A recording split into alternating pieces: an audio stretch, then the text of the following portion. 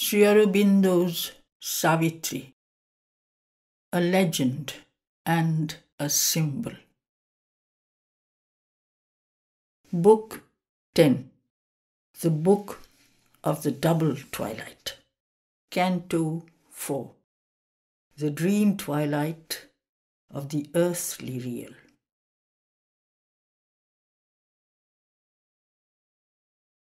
There came a slope that slowly downward sank.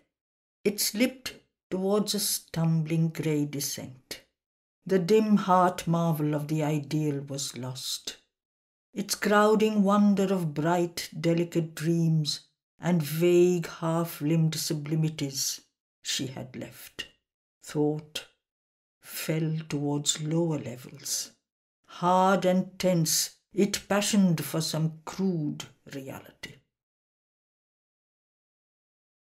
The twilight floated still, but changed its hues, and heavily swathed a less delightful dream. It settled in tired masses on the air, its symbol colours tuned with duller reds, and almost seemed a lurid mist of day. A straining, taut and dire, besieged her heart.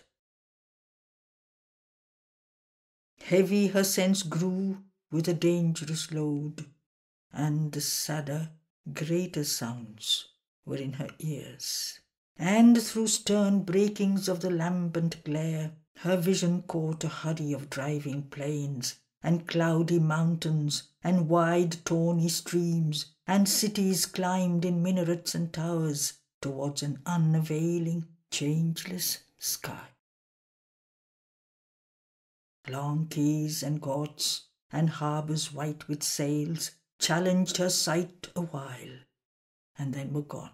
Amidst them travailed toiling multitudes in ever-shifting perishable groups, a foiled cinema of lit, shadowy shapes enveloped in the grey mantle of a dream. Imagining meanings in life's heavy drift, they trusted in the uncertain environment and waited for death to change their spirit scene. A savage din of labour and a tramp of armoured life, and a monotonous hum of thoughts and acts that ever were the same. As if the dull reiterated drone of a great brute machine beset her soul. A grey, dissatisfied rumour, like a ghost of the moaning of a loud, unquiet sea. A huge, inhuman cyclopean voice, a Babel builder's song towering to heaven, a throb of engines and the clang of tools brought the deep undertone of labour's pain. As when pale lightnings tear a tortured sky, high overhead a cloud-rimmed Ceres flared, chasing like smoke from a red funnel driven the forced creations of an ignorant mind. Drifting, she saw like pictured fragments flee, phantoms of human thought and baffled hopes. The shapes of nature and the arts of man, philosophies and disciplines and laws and the dead spirit of old societies, constructions of the Titan and the worm. As if lost remnants of forgotten light, before her mind there fled with trailing wings, dimmed revelations and delivering words, emptied of their mission and their strength to save. The messages of the evangelist gods, voices of prophets, scripts of vanishing creeds. Each, in its hour, eternal claimed, went by.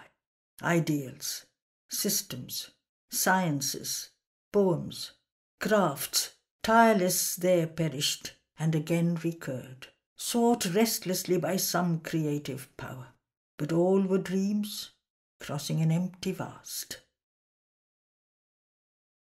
Ascetic voices called of lonely seers on mountain summits or by river banks, or from the desolate heart of forest glades, seeking heaven's rest, or the spirit's worldless peace.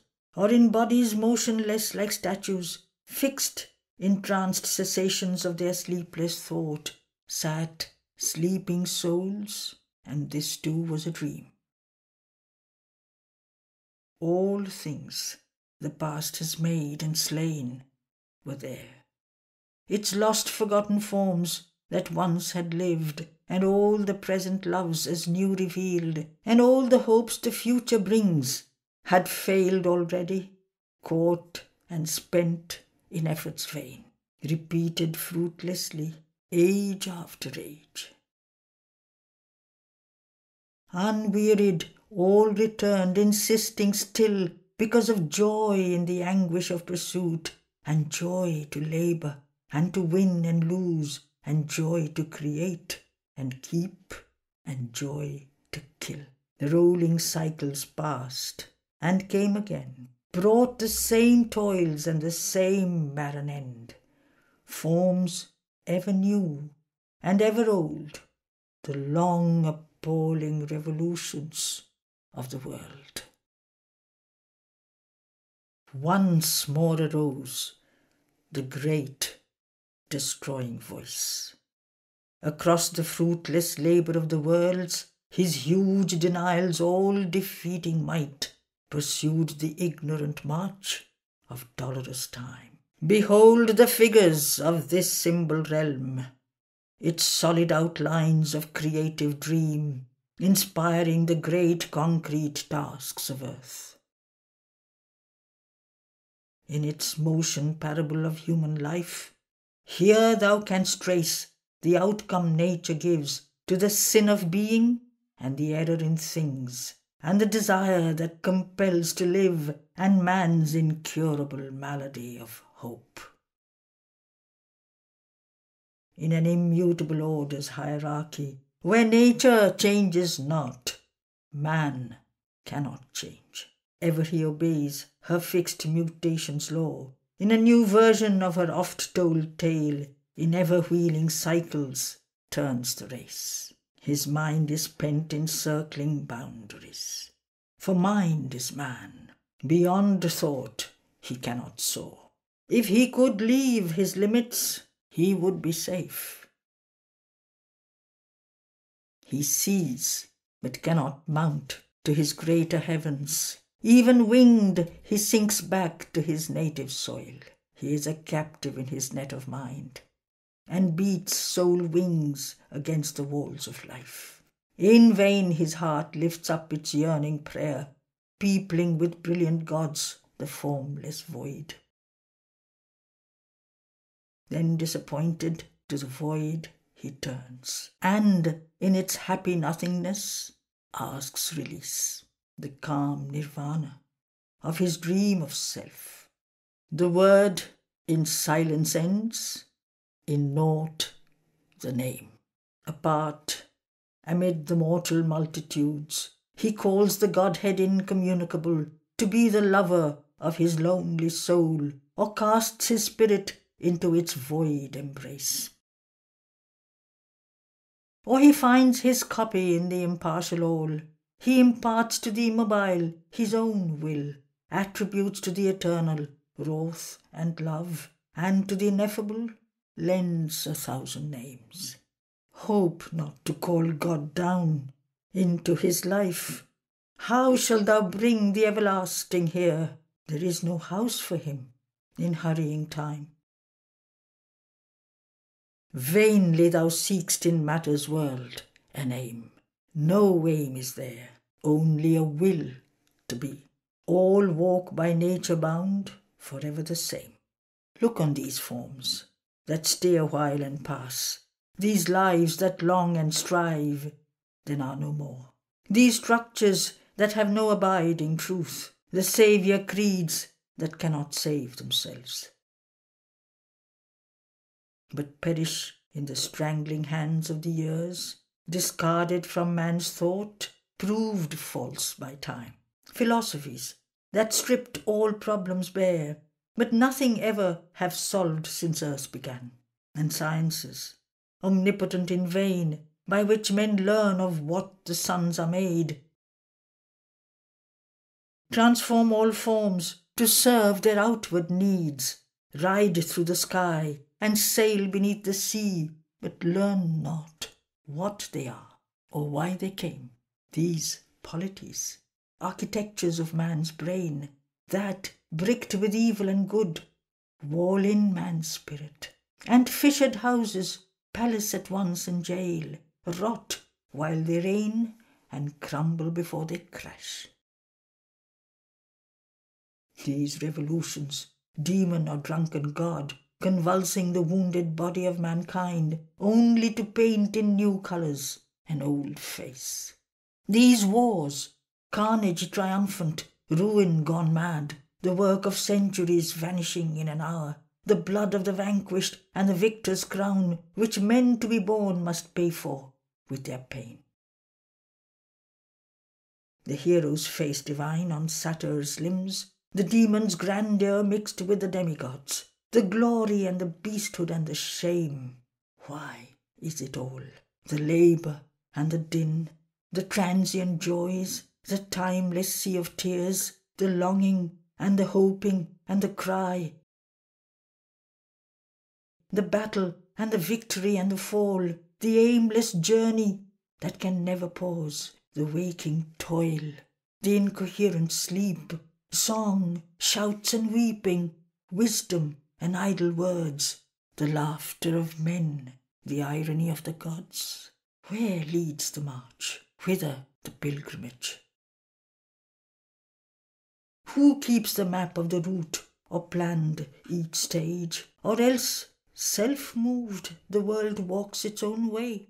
Or nothing is there, but only a mind that dreams? The world is a myth that happened to come true, a legend told to itself by conscious mind, imaged and played on a feigned matter's ground on which it stands in an unsubstantial vast. Mind is the author, spectator, actor, stage. Mind only is, and what it thinks is seen. If mind is all, renounce the hope of bliss. If mind is all, renounce the hope of truth. For mind can never touch the body of truth, and mind can never see the soul of God. Only his shadow it grasps, nor hears his laugh as it turns from him to the vain seeming of things. Mind is a tissue woven of light and shade, where right and wrong have sown their mingled parts. Or mind is nature's marriage of convenance between truth and falsehood, between joy and pain. This struggling pair no court can separate. Each thought is a gold coin with bright alloy, and error and truth are its obverse and reverse. This is the imperial mintage of the brain, and of this kind is all its currency. Think not to plant on earth the living truth, or make of matter's world the home of God. Truth comes not there, but only the thought of truth. God is not there, but only the name of God. If self there is, it is bodiless and unborn. It is no one, and it is possessed by none. On what shalt thou then build thy happy world? Cast off thy life and mind. Then art thou self, an all-seeing omnipresence, stark, alone. If God there is, he cares not for the world. All things he sees with calm, indifferent gaze. He has doomed all hearts to sorrow and desire. He has bound all life with his implacable laws. He answers not the ignorant voice of prayer. Eternal while the ages toil beneath, unmoved, untouched by aught that he has made, he sees, as minute details mid the stars, the animal's agony and the fate of man. Immeasurably wise, he exceeds thy thought. His solitary joy needs not thy love. his truth in human thinking cannot dwell.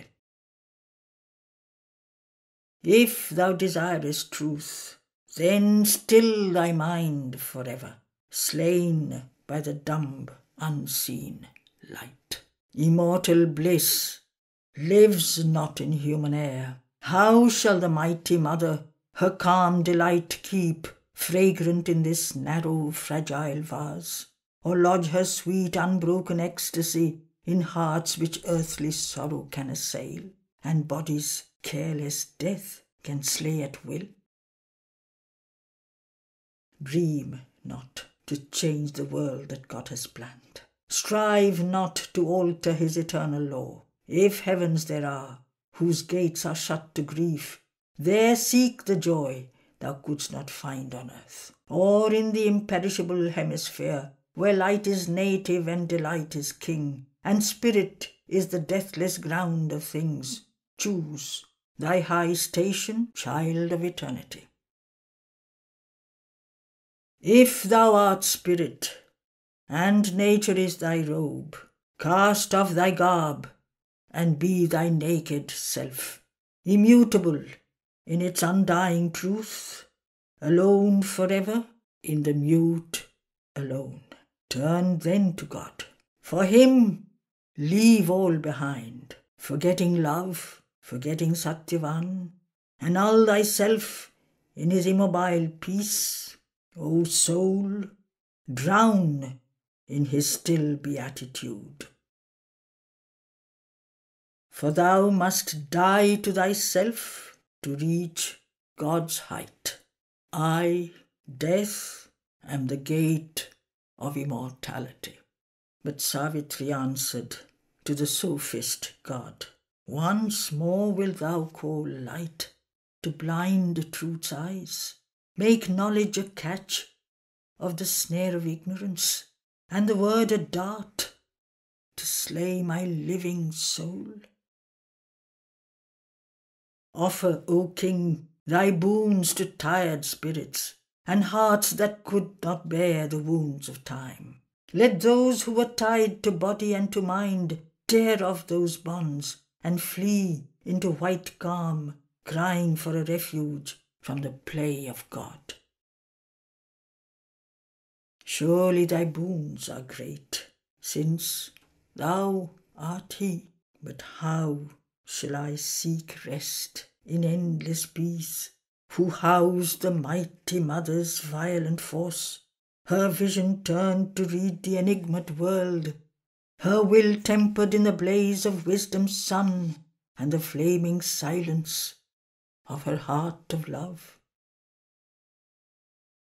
The world is a spiritual paradox, invented by a need in the unseen, a poor translation to the creature's sense of that which forever exceeds idea and speech, a language mispronounced, misspelt, yet true.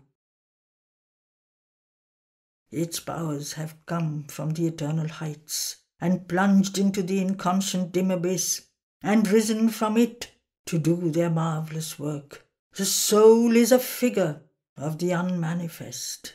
The mind labours to think the unthinkable, the life to call the immortal into birth, the body to enshrine the illimitable. The world is not cut off from truth and God. In vain thou hast dug the dark, unbridgeable gulf. In vain thou hast built the blind and doorless wall. Man's soul crosses through thee to paradise. Heaven's sun forces its way through death and night. Its light is seen upon our being's verge. My mind is a torch lit from the eternal sun. My life a breath drawn by the immortal guest. My mortal body is the eternal's house. Already the torch becomes the undying ray. Already the life is the immortal's force. The house grows of the household apart and one. How, sayest thou, truth can never light the human mind, and bliss can never invade the mortal's heart, or God descend into the world he made? If in the meaningless void creation rose, if from a bodiless force matter was born, if life could climb in the unconscious tree, its green delight break into emerald leaves, and its laughter of beauty blossom in the flower, if sense could wake in tissue, nerve, and cell, and thought seize the grey matter of the brain, and soul peep from its secrecy through the flesh, how shall the nameless light not leap on men, and unknown powers emerge from nature's sleep? Even now hints of a luminous truth, like stars, arise in the mind-mooned splendour of ignorance. Even now the deathless lover's touch we feel. If the chamber's door is even a little ajar, what then can hinder God from stealing in, or who forbid his kiss on the sleeping soul? Already God is near, the truth is close. Because the dark atheist body knows him not, must the sage deny the light, the seer his soul?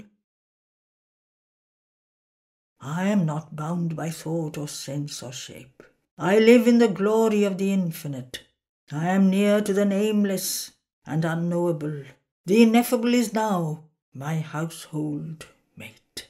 But standing on eternity's luminous brink, I have discovered that the world was he. I have met spirit with spirit, self with self. But I have loved too the body of my God. I have pursued him in his earthly form. A lonely freedom cannot satisfy a heart that has grown one with every heart. I am a deputy of the aspiring world. My spirit's liberty I ask for all. Then rang again a deeper cry of death. As if beneath its weight of sterile law, oppressed by its own obstinate, meaningless will, disdainful, weary, and compassionate, it kept no more its old, intolerant sound, but seemed, like life's, in her unnumbered parts, toiling forever and achieving naught.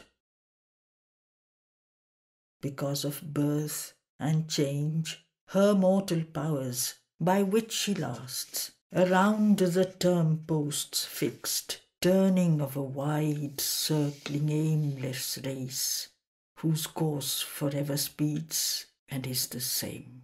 In its long play with fate and chance and time, assured of the game's vanity, lost or won.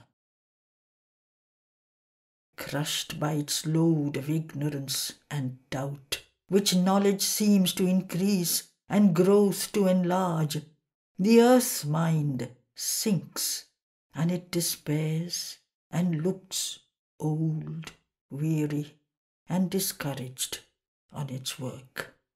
Yet was all nothing then, or vainly achieved? Some great thing has been done, some light, some power delivered from the huge inconscious grasp. It has emerged from night. It sees its dawns circling forever, though no dawn can stay. This change was in the Godhead's far-flung voice. His form of dread was altered, and admitted our transient effort at eternity, yet flung vast doubts of what might else have been on grandiose hints of an impossible day. The great voice, surging, cried to Savitri, "Because thou knowest the wisdom that transcends both veil of forms and the contempt of forms, arise, delivered by the seeing gods. If free thou hadst kept thy mind from life's fierce stress, thou mightst have been like them, omniscient, calm. But the violent and passionate heart forbids. It is the storm bird of an anarch power that would upheave the world and tear from it the indecipherable scroll of fate, death's rule and law and the unknowable will. Hasteners to action, violators of God, are these great spirits who have too much love, and they who, formed like thee, for both art thou, have come into the narrow bounds of life with too large natures overleaping time. Worshippers of force, who know not her recoil, their giant wills compel the troubled years. The wise are tranquil. Silent the great hills rise ceaselessly towards their unreached sky, seated on their unchanging base, their heads dreamless in heaven's immutable domain. On their aspiring tops, sublime and still, lifting halfway to heaven the climbing soul, the mighty mediators stand, content to watch the revolutions of the stars. Motionlessly moving with the might of earth, they see the ages pass and are the same. The wise think with the cycles. They hear the tread of far-off things. Patient, unmoved, they keep their dangerous wisdom in their depths restrained, lest man's frail days into the unknown should sink, dragged like a ship by bound Leviathan into the abyss of his stupendous seas. Lo, how all shakes when the gods tread too near. All moves, is in peril, anguished, torn, upheaved.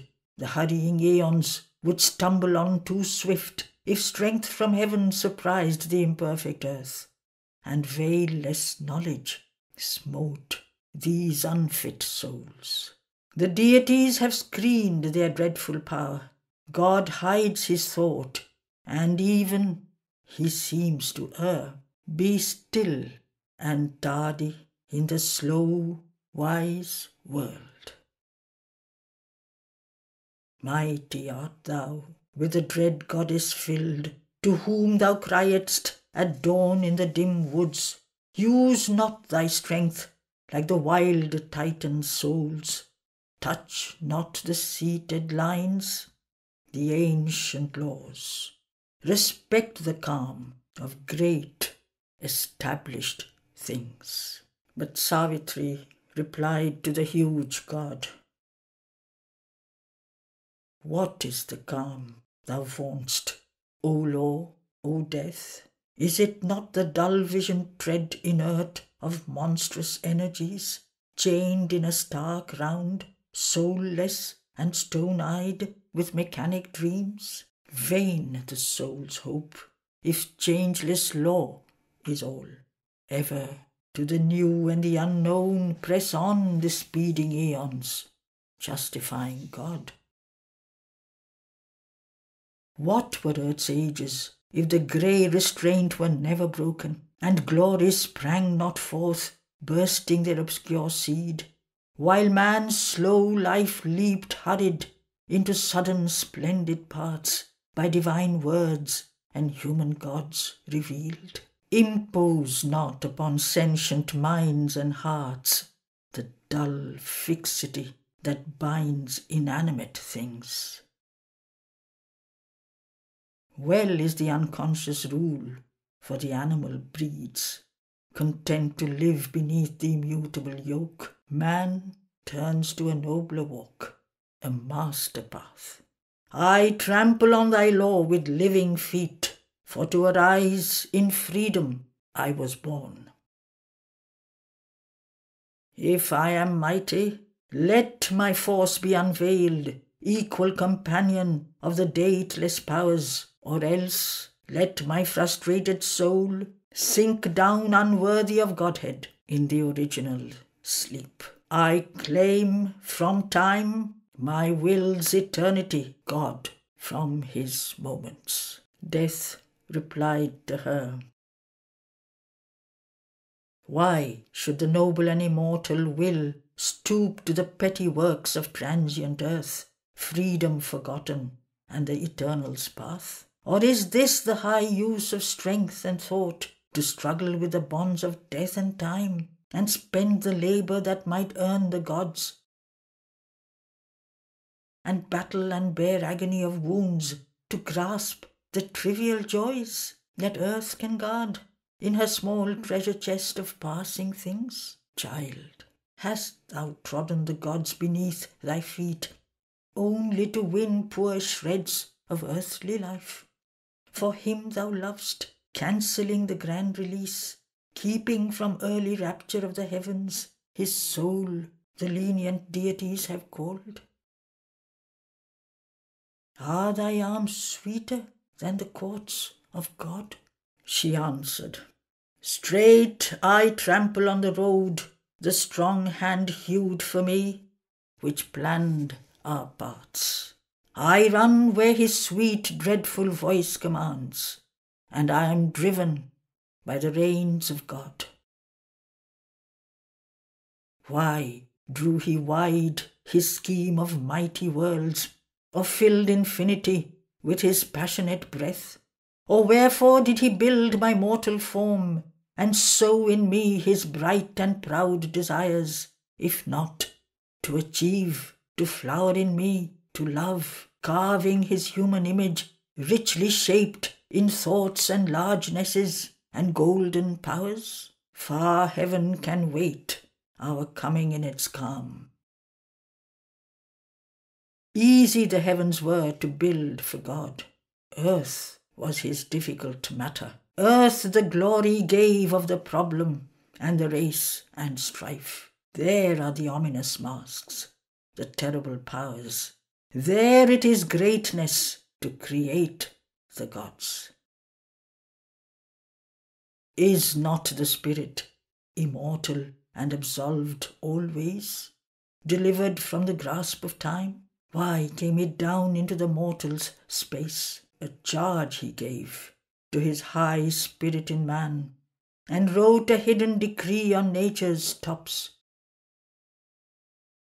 Freedom is this, with ever-seated soul, large in life's limits, strong in matter's knots, building great stuff of action from the worlds, to make fine wisdom from coarse, scattered strands, and love and beauty out of war and night. The wager wonderful, the game divine. What liberty has the soul, which feels not free, unless stripped bare, and cannot kiss the bonds the lover winds around his playmate's limbs, choosing his tyranny, crushed in his embrace? To seize him better with her boundless heart, she accepts the limiting circle of his arms, bows full of bliss beneath his mastering hands, and laughs in his rich constraints, most bound, most free. This is my answer to thy lures, O death.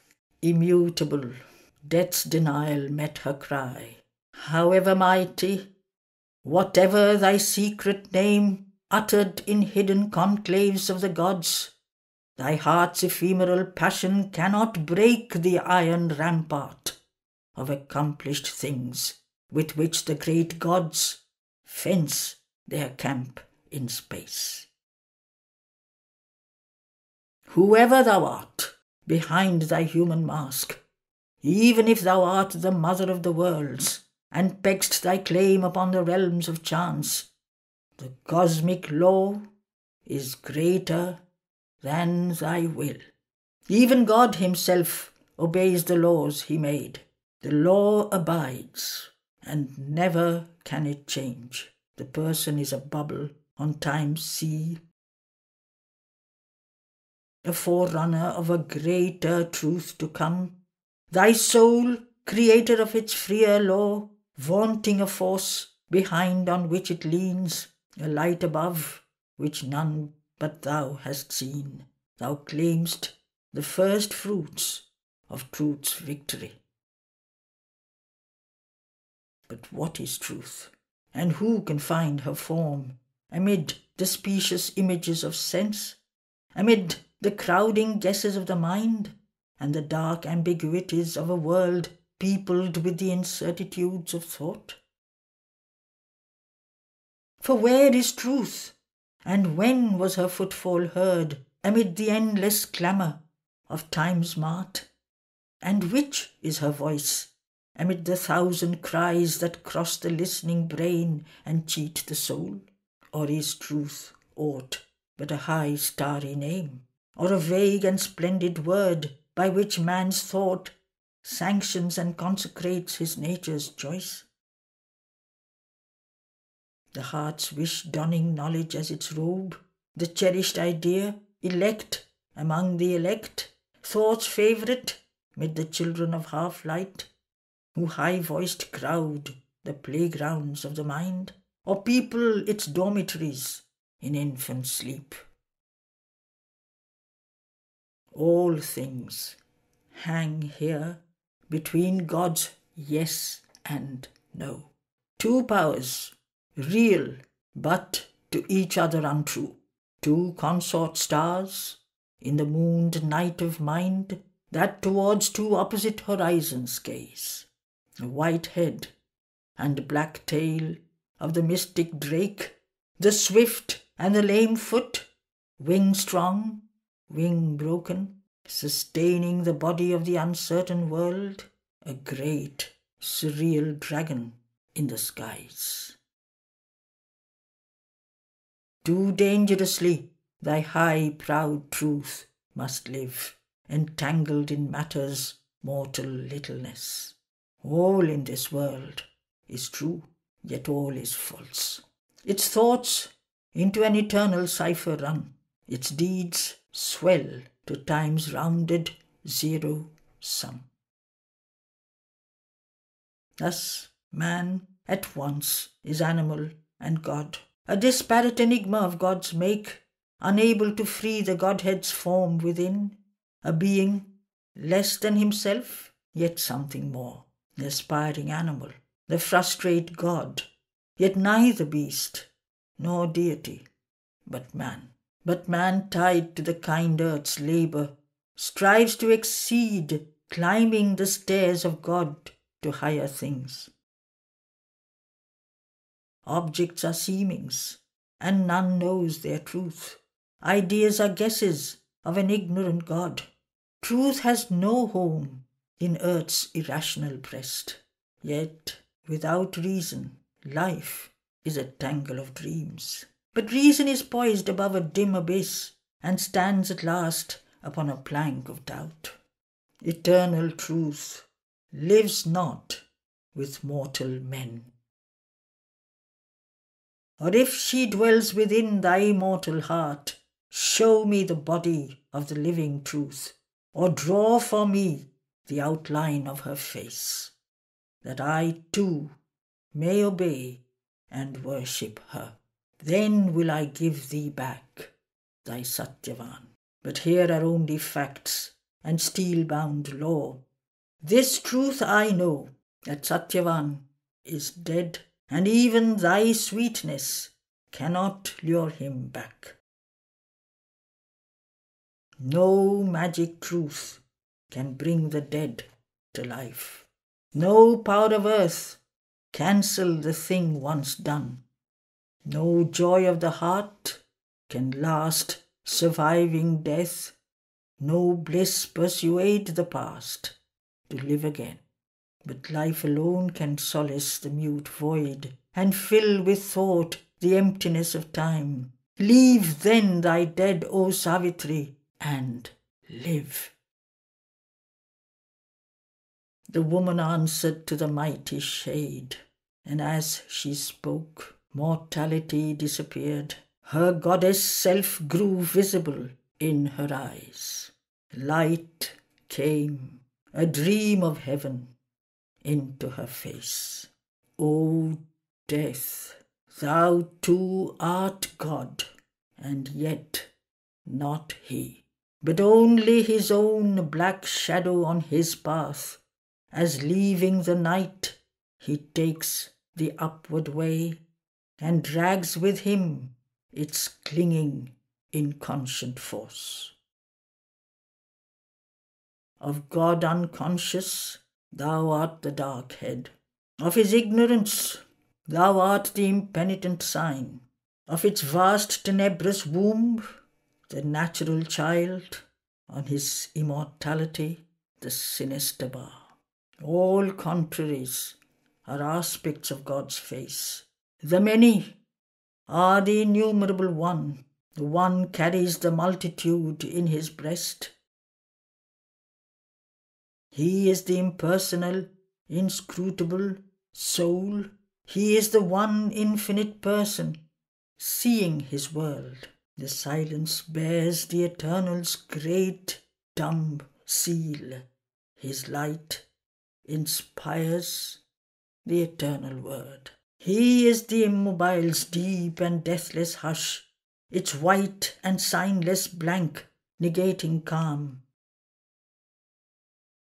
Yet stands the Creator's self, the Almighty Lord, and watches his will done by the forms of gods, and the desire that goads half-conscious man, and the reluctant and unseeing night. These wide divine extremes, these inverse powers are the right and left side of the body of God. Existence, balanced twixt two mighty arms, confronts the mind with unsolved abysms of thought. Darkness below, a fathomless light above. In light are joined, but sundered by severing mind. Stand face to face, opposite, inseparable. Two contraries needed for his great world task. Two poles whose currents wake the immense world force. In the stupendous secrecy of his self, above the world, brooding with equal wings, he is both in one, beginningless, without end. Transcending both, he enters the Absolute. His being is a mystery beyond mind. His ways bewilder mortal ignorance. The finite, in its little section sparked, amazed, credits not God's audacity, who dares to be the unimagined all, and see and act as might one infinite.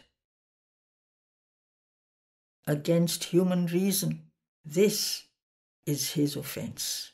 Being known to be forever unknowable, to be all and yet transcend the mystic whole. Absolute, to lodge in a relative world of time, eternal and all-knowing, to suffer birth, omnipotent, to sport with chance and fate. Spirit, yet to be matter and void. Illimitable, beyond form or name, to dwell within a body, one and supreme, to be animal and human and divine, a still deep sea, he laughs in rolling waves, universal, he is all, transcendent, none. To man's righteousness, this is his cosmic crime, almighty beyond good and evil, to dwell leaving the good to their fate in a wicked world, and evil to reign in this enormous scene. All opposition seems, and strife and chance, an aimless labour with but scanty sense, to eyes that see a part and miss the whole. The surface men scan, the depths refuse their search, A hybrid mystery challenges the view, or a discouraging, sordid miracle. Yet, in the exact inconscience, stark conceit, in the casual error of the world's ignorance, a plan, a hidden intelligence is glimpsed. There is a purpose in each stumble and fall. Nature's most careless lolling is a pose, preparing some forward step, some deep result. Ingenious notes plugged into a motived score, these million discords dot the harmonious theme of the evolution's huge orchestral dance. A truth supreme has forced the world to be. It has wrapped itself in matter as in a shroud of death, a shroud of ignorance. It compelled the suns to burn through silent space, flame signs of its uncomprehended thought in a wide brooding ether's formless muse. It made of knowledge a veiled and struggling light, of being a substance nescient, dense and dumb, of bliss the beauty of an insentient world. In finite things the conscious infinite dwells. Involved, it sleeps in matter's helpless trance.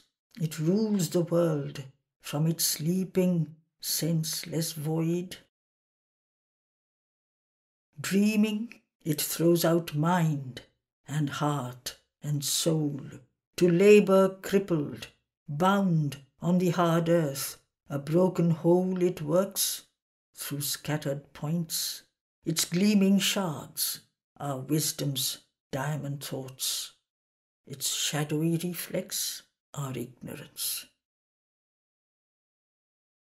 It starts from the mute mass in countless jets.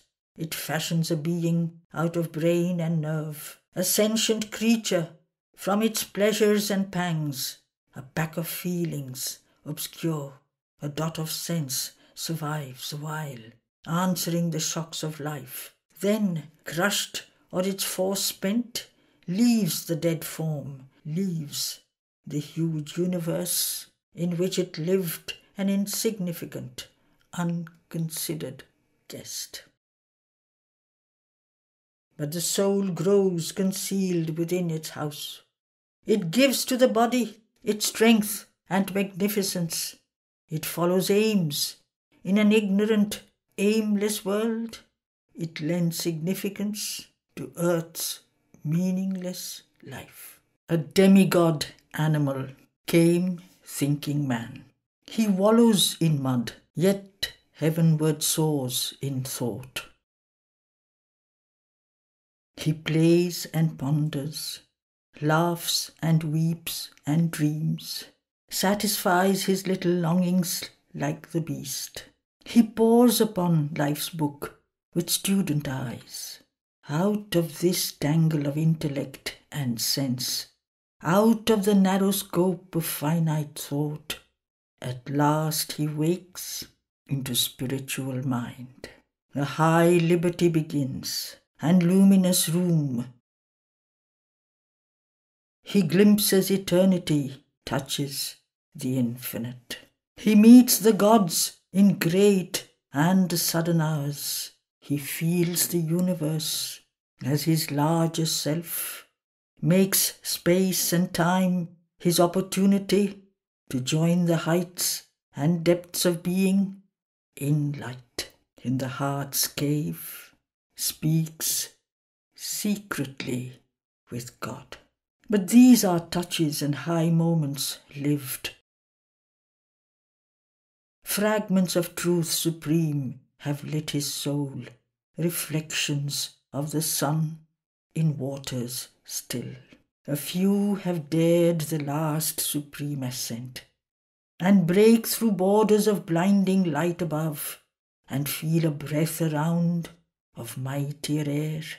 receive a vaster being's messages, and bathe in its immense intuitive ray.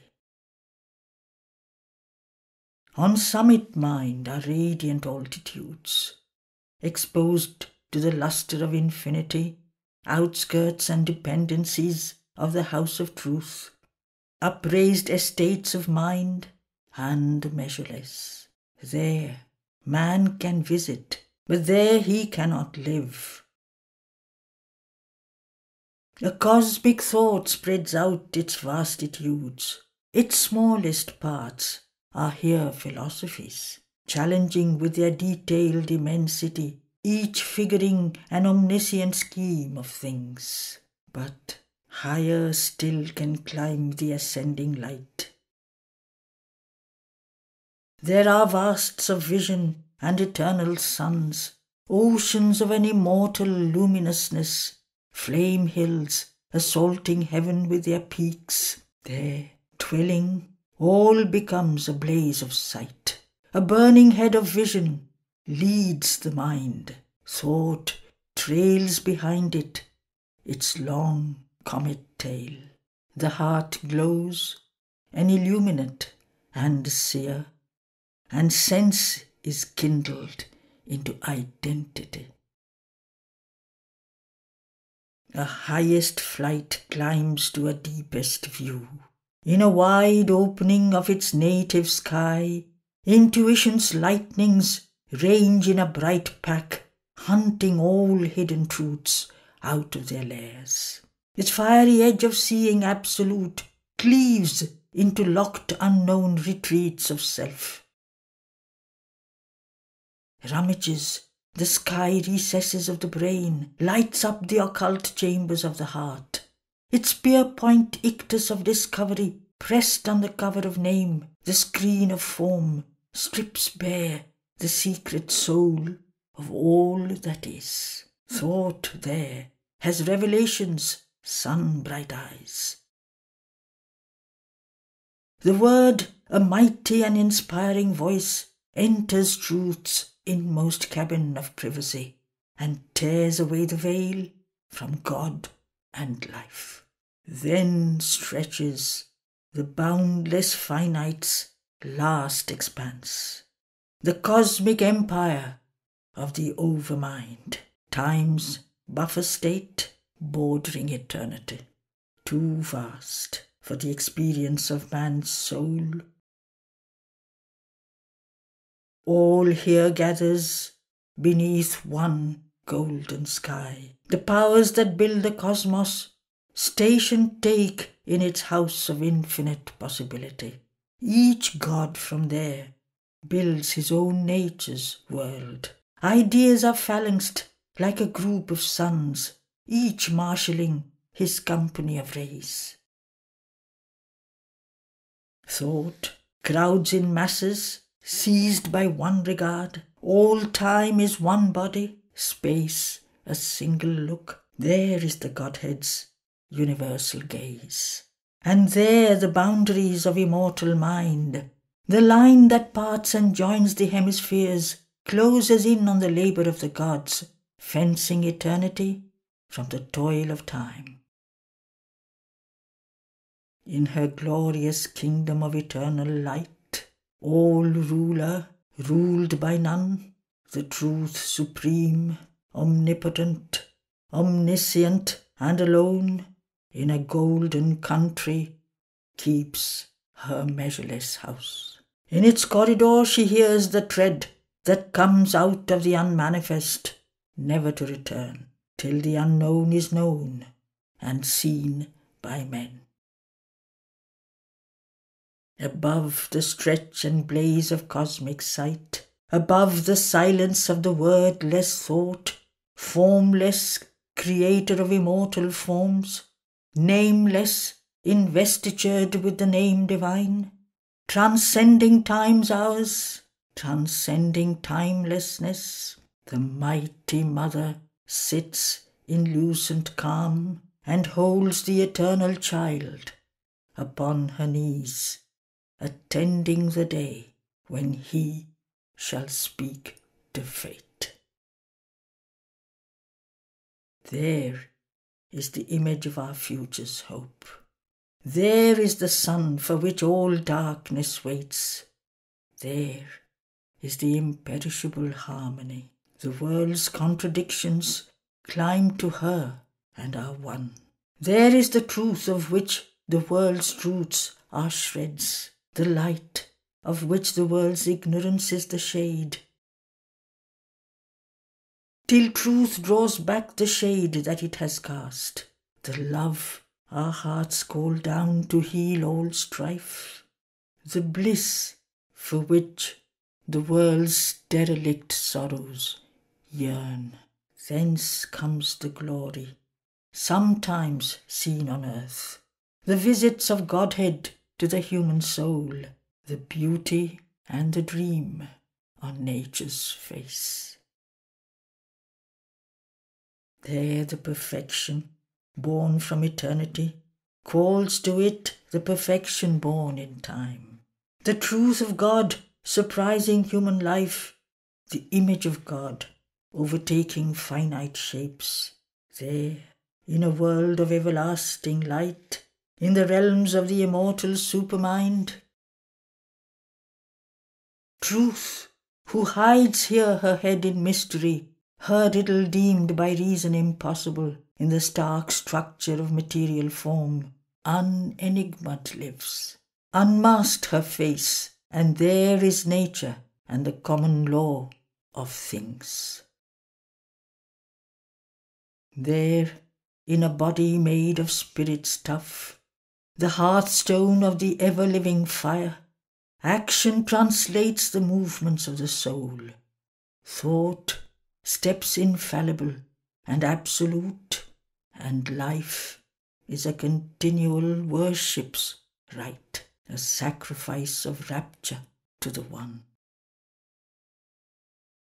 A cosmic vision, a spiritual sense, feels all the infinite lodged in finite form, and seen through a quivering ecstasy of light, discovers the bright face of the bodiless. In the truth of a moment, in the moment's soul can sip the honey wine of eternity. A spirit who is no one and innumerable, the one mystic infinite person of his world, multiplies his myriad personality. On all his body seals his divinity's stamp, and sits in each immortal and unique. The immobile stands behind each daily act, a background of the movement and the scene, upholding creation on its might and calm, and change on the immutable's deathless poise. The timeless looks out from the travelling hours. The ineffable puts on a robe of speech, where all its words are woven like magic threads, moving with beauty, inspiring with their gleam, and every thought takes up its destined place, recorded in the memory of the world. The truth supreme, vast and impersonal, fits faultlessly the hour and circumstance. Its substance, a pure gold, ever the same, but shaped into vessels for the spirit's use. Its gold becomes the wine jar and the vase. All there is a supreme epiphany. The all-wonderful makes a marvel of each event. The all-beautiful is a miracle in each shape. The all-blissful smites with rapture the heart's throbs. A pure celestial joy is the use of sense. Each being there is a member of the self, a portion of the million-thoughted all, a claimant to the timeless unity. The many's sweetness, the joy of difference, edged with the intimacy of the one. But who can show to thee truth's glorious face? Our human words can only shadow her. To thought, she is an unthinkable rapture of light. To speech, a marvel inexpressible. O death, if thou couldst touch the truth supreme, thou wouldst grow suddenly wise and cease to be.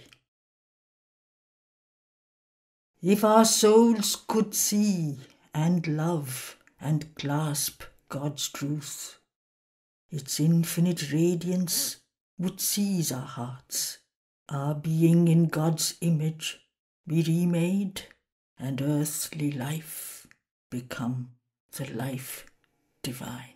Then death the last time answered Savitri.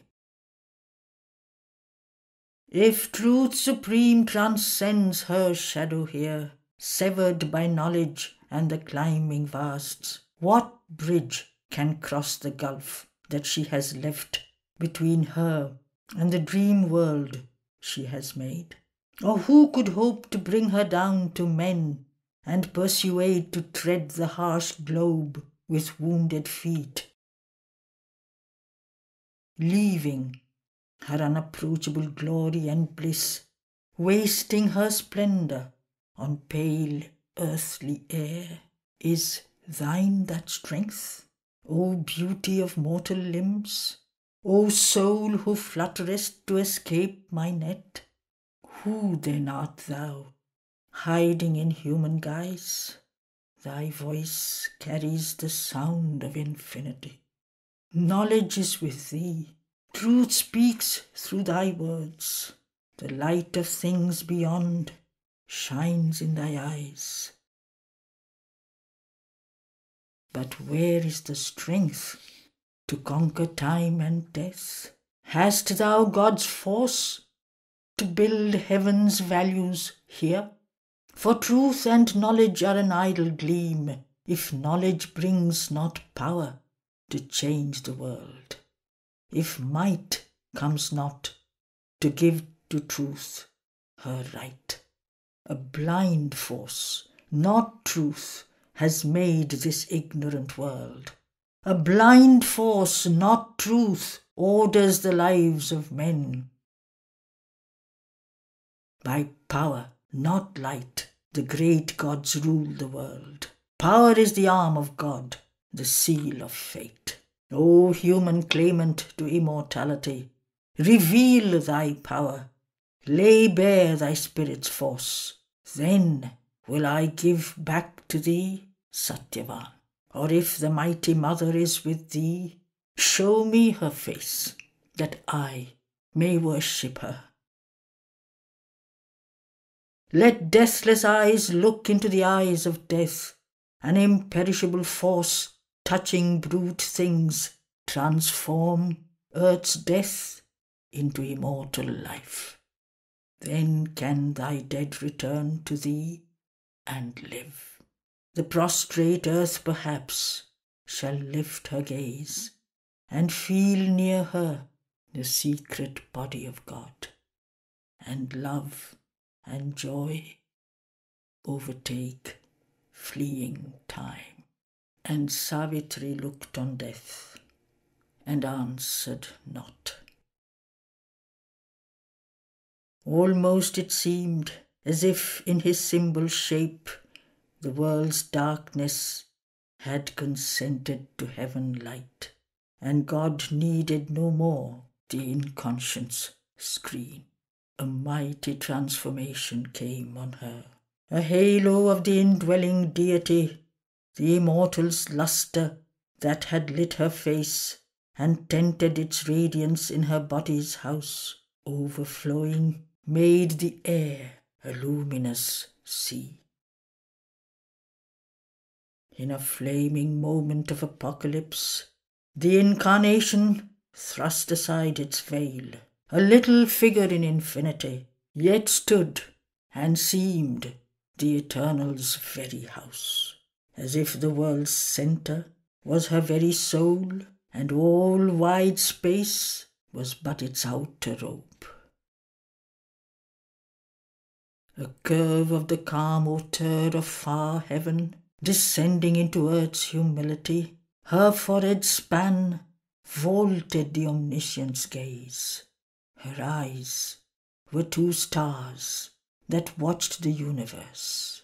The power that from her being's summit reigned, the presence chambered in lotus secrecy, came down and held the centre in her brow, where the mind's lord in his control room sits.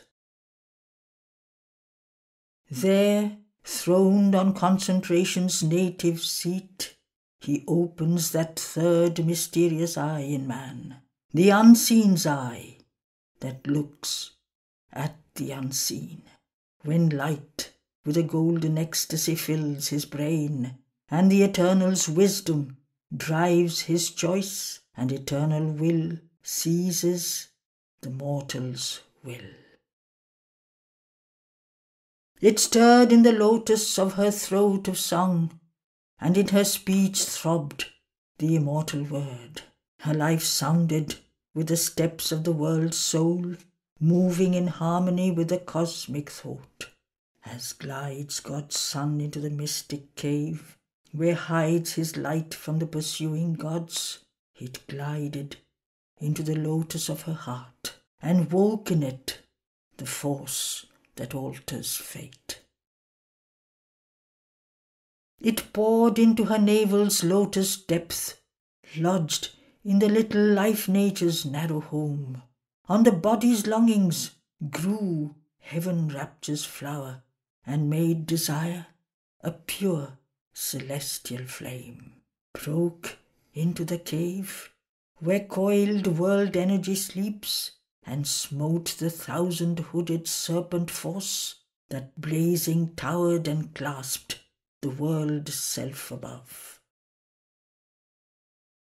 Joined matter's dumbness to the spirit's hush, and filled earth's acts with the spirit's silent power. Thus changed, she waited for the word to speak. Eternity looked into the eyes of death, and darkness saw God's living reality. Then a voice was heard that seemed the stillness self, or the low calm utterance of infinity, when it speaks to the silence in the heart of sleep. I hail thee, almighty and victorious death, thou grandiose darkness of the infinite. O void that makest room for all to be, hunger that gnawest at the universe, consuming the cold remnants of the suns, and eat'st the whole world with thy jaws of fire, waster of the energy that has made the stars, inconscience, carrier of the seeds of thought, nescience in which all knowledge sleeps entombed, and slowly emerges in its hollow breast, wearing the mind's mask of bright ignorance. Thou art my shadow and my instrument. I have given thee thy awful shape of dread, and thy sharp sword of terror and grief and pain, to force the soul of man to struggle for light on the brevity of his half-conscious days.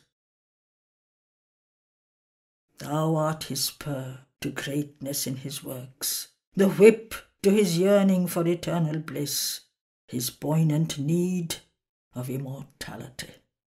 Live, death, a while. Be still my instrument.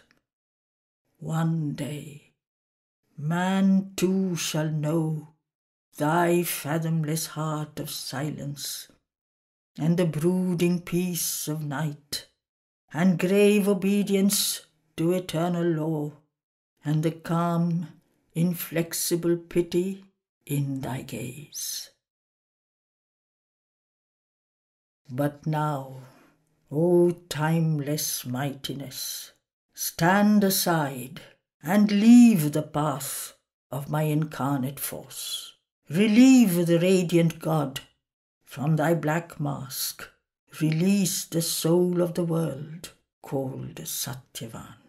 Freed from thy clutch of pain and ignorance, that he may stand, master of life and fate, man's representative in the house of God, the mate of wisdom and the spouse of light, the eternal bridegroom of the eternal bride. She spoke. Death, unconvinced, resisted still, although he knew, refusing still to know, although he saw, refusing still to see. Unshakable he stood, claiming his right. His spirit bowed, his will obeyed the law of its own nature, binding even on God's. The two opposed each other, face to face. His being like a huge fort of darkness towered. Around it her light grew, an ocean's siege. A while the shade survived, defying heaven. Assailing in front, oppressing from above, a concrete mass of conscious power, he bore the tyranny of her divine desire. A pressure of intolerable force weighed on his unbowed head and stubborn breast. Light, like a burning tongue, licked up his thoughts. Light was a luminous torture in his heart. Light coursed, a splendid agony, through his nerves. His darkness muttered, perishing in her blaze. Her mastering word commanded every limb, and left no room for his enormous will, that seemed pushed out into some helpless space, and could no more re-enter, but left him void. He called to night, but she fell shuddering back. He called to hell, but sullenly it retired. He turned to the inconscient for support, from which he was born, his vast sustaining self. It drew him back towards boundless vacancy, as if by himself, to swallow up himself. He called to his strength, but it refused his call. His body was eaten by light, his spirit devoured. At last he knew defeat inevitable, and left crumbling the shape that he had worn, abandoning hope to make man's soul his prey, and force to be mortal, the immortal spirit. Afar he fled, shunning her dreaded touch, and refuge took in the retreating night. In the dream twilight of that symbol world, the dire universal shadow disappeared, vanishing into the void from which it came. As if deprived of its original cause, the twilight realm passed, fading from their souls, and Satyavan and Savitri were alone. But neither stirred. Between those figures rose a mute, invisible, and translucent wall. In the long blank moment's pause, nothing could move. All waited on the unknown, inscrutable will. End of Canto 4. End of Book 10.